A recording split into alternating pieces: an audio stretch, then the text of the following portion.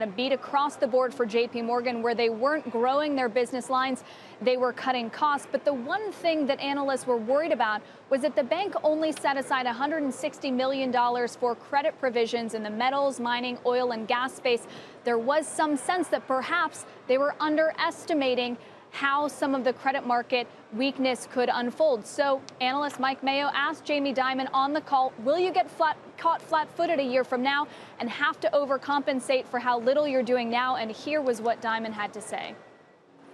We try to be very conservative always, and so we're not trying to put up as little as possible.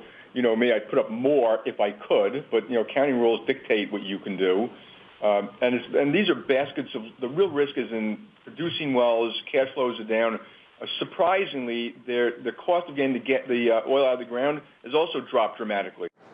He said that the oil companies have been surprisingly resilient, that they are lending against assets, that just because a company goes bankrupt doesn't mean that the loan itself goes bad. X-Energy, he said the credit cycle actually appears healthy. Commercial real estate, middle market loans, better than ever. And yes, the credit cycle could get a little bit worse because we are doing so well right now. But in the case of a recession, it would only go up by a couple points. He said the bank is not forecasting a recession to take place, but he did note that the credit cycle could get a little weaker. They did say that they will see the rate benefit of the rate hike play out over the year. M&A deals will be a little bit smaller in 2016, but as you guys were noting, a very strong quarter for JPMorgan and always a bellwether for the broader market.